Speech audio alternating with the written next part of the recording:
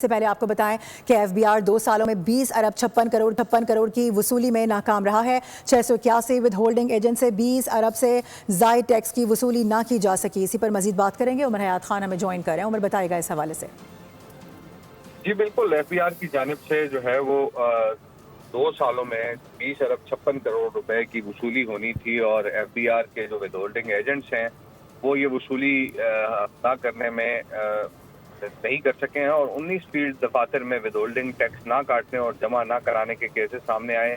और audit report के मुताबिक 20 अरब 56 करोड़ रुपए से ज्यादा सरकारी खजाने को जो है नुकसान पहुंचा और ऑडिट के मुताबिक कई इदारों ने टैक्स काटा मगर मुकर्ररा मुद्दत में कौमी खजाने में जमा भी नहीं कराया और फिर जो डिपार्टमेंटल अकाउंट्स कमेटी है उसने एफबीआर को कानूनी कार्रवाई मुकम्मल करके अमल दरामद रिपोर्ट पेश करने की हिदायत की है और ऑडिट रिपोर्ट में टैक्स वसूली की यही बेज़ाब्तगी मुसलसल 5 बरस से रिपोर्ट होने का इंकशाफ सामने आया है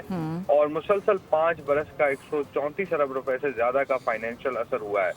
ऑडिट ने कानूनी कार्रवाई तेज करने और डेस्क ऑडिट का निज़ाम मजीद मौसर बनाने की सिफारिश की है और एफबीआर ने इस पर यह बताया है कि 20 अरब 56 करोड़ रुपए से ज्यादा की रकम की रिकवरी के लिए कानूनी कार्रवाई जो है वो शुरू कर दी गई है। जी ठीक है, इस हवाले से उमर आप आगाह कर रहे थे, आपका बेहद शुक्रिया।